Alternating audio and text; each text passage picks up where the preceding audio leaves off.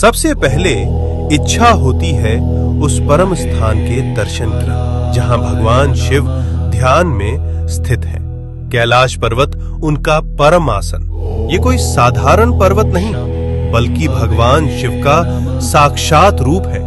इसके चरणों में है मानसरोवर, मीठे जल की पवित्रता, और राक्षस ताल, खारे जल की रहस्यपूर्ण गहराई।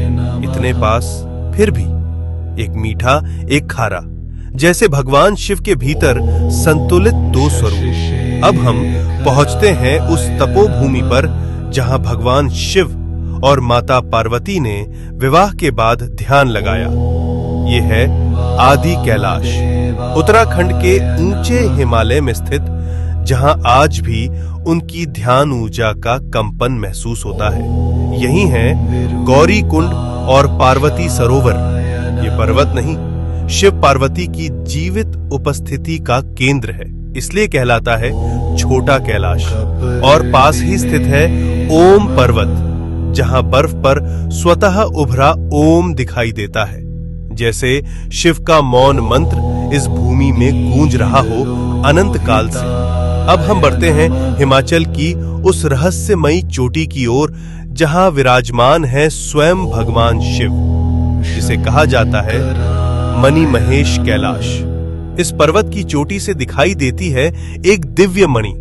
मान्यता है जब भगवान शिव प्रसन्न होते हैं तो ये मणि दिव्य तेज प्रकट करती है, जो भक्तों के जीवन में भर देती है एक दिव्य प्रकाश। इसके चरणों में स्थित है पवित्र मणि महेश झील, जहां हजारों श्रद्धालु हर वर्ष स्नान करते हैं और भगवान शिव का आशीर्वाद प्राप्त करते हैं। अब हम पहुंचते हैं हिमालय की उस ऊंचाई पर जहां की हवा भी हर हर महादेव का जप करती है।